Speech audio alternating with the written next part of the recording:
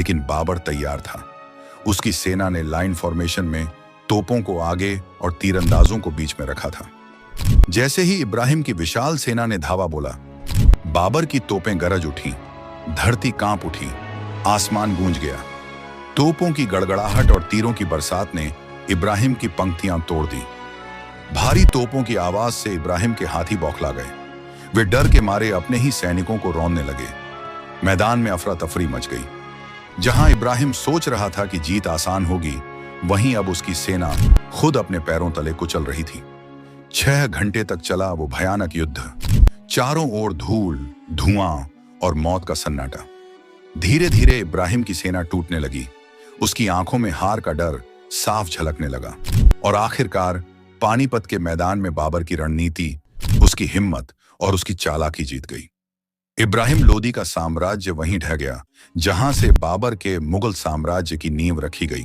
बाबर के सैनिकों के हाथ अंततः इब्राहिम लोदी मारा गया। उसकी मृत्यु के साथ ही दिल्ली की सल्तनत पर बाबर का अधिकार हो गया। युद्ध जीतने के बाद बाबर लाल किले के प्रांगण में खड़ा था, थका हुआ लेकिन विजयी। चारों ओर उसके सैनिक खुशी से झूम रहे थे। तोपों की गूंज अब विजय की घोषणा कर रही थी, पर बाबर का हृदय अभिमान से नहीं, करुणा से भरा हुआ था।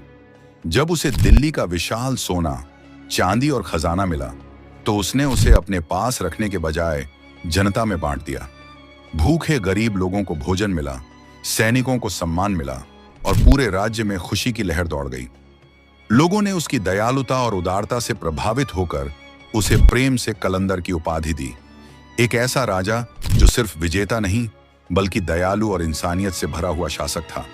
यही वह क्षण था जब बाबर ने अपनी सेना का विस्तार किया और अपने साम्राज्य की नींव रखी, मुगल साम्राज्य की, जो आने वाले सदियों तक भारत के इतिहास में अमर हो गया। दिल्ली में मुगल साम्राज्य की स्थापना होते ही चारों ओर हलचल मच गई।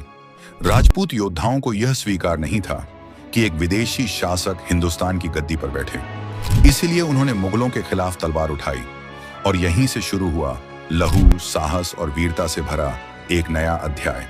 1527 खनवा का युद्ध आकाश में धूल और धुआं छा गया था। एक ओर थे मुगल बादशाह बाबर और दूसरी ओर वीरता की मूर्ति राणा सांगा। घोड़े गरज रहे थे, तलवारें चमक रही थीं और दोनों सेनाओं के नारों से धरती कांप उठी थी। घोर संघर्ष के बाद अंततः बाबर ने विजय प्राप्त की, पर यह जीत आसान नहीं थी। हर सैनिक ने अपने प्राणों की बाजी लगाई थी। 1528 चंदेरी का युद्ध। अगले वर्ष बाबर की सेना चंदेरी की ओर बढ़ी।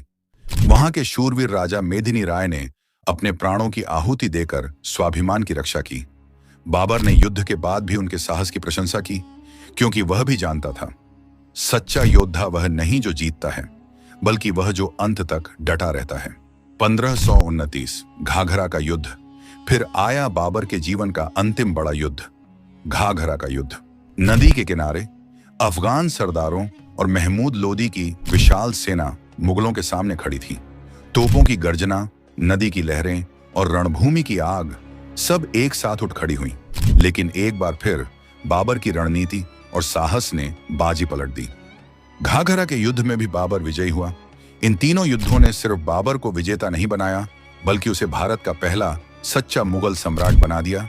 उसकी वीरता, बुद्धिमानी और उदार हृदय ने मुगल साम्राज्य की नींव को सदा के लिए मजबूत कर दिया। बाबर के कुल 9 संतानें थीं, जिनमें सबसे बड़ा बेटा नसीर उद्दीन मोहम्मद हुमायूं था। जब 1530 ईस्वी में बाबर का निधन हुआ, तो पूरा साम्राज्य शोक में डूब गया।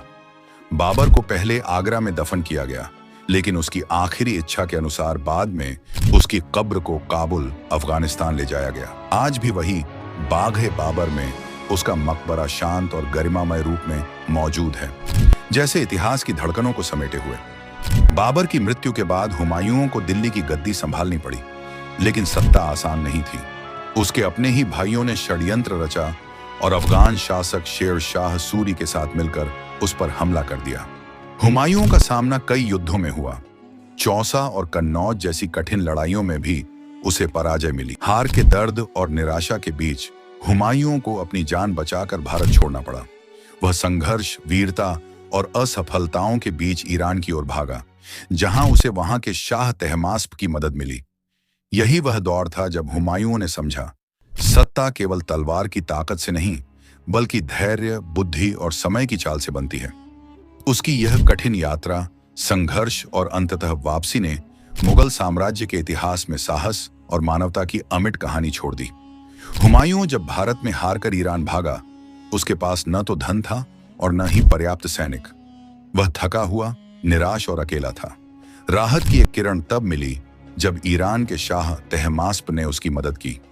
शाह ने उसे सुरक्षा और आश्रय दिया, जिससे हुमायूं धीरे धीरे अपने लिए छोटे छोटे सैनिक जुटाने लगा। इस कठिन समय में हुमायूं ने बेहद मेहनत और धैर्य दिखाया। ईरान में ही उसने बेरेम बेगम से शादी की, जो उसकी जीवन साथी बनी। छोटे सैनिकों की मदद से उसने ईरान के कुछ प्रांतों में युद्ध करके विजय हासिल की और अपनी सैन्य शक्ति धीरे धीरे मजबूत बनाई। धीरे धीरे हुमायूं ने ईरान की मदद से शेर शाह सूरी के उत्तराधिकारियों पर धावा बोला और यह युद्ध भी जीतकर उसने भारत में मुगल गद्दी पर अपना दावा फिर से मजबूत किया। हुमायूं का स्वभाव शान और विचारशील था। वह कभी भी जल्दी फैसला नहीं करता था, हर कदम सोच समझकर उठाता था। लेकिन दुर्भाग्य उसकी जिंदगी में अचानक आया। जब उसकी उम्र ढल चुकी थी और वह दिल्ली के किले की सीढ़ियों से उतर रहा था, तभी वह फिसल गया और मृत्यु हो गई। उस समय उसका बेटा अकबर केवल 13 साल का था। इतनी कम उम्र में ही अकबर को मुगल साम्राज्य की गद्दी संभालनी पड़ी और भविष्य के लिए भारत की गद्दी उसके छोटे कंधों पर आ गई। जिस तरह बाबर ने मुगल साम्राज्य की नींव रखी थी, उसी तरह अकबर ने उसे फैलाया और एक मजबूत, शानदार राज्य बनाया। अगर आप चाहते हैं कि मैं अगला भाग लेकर आऊं, तो इस वीडियो पर 200 कमेंट जरूर कीजिए और हाँ, चैनल को सब्सक्राइब करना मत भूलिए।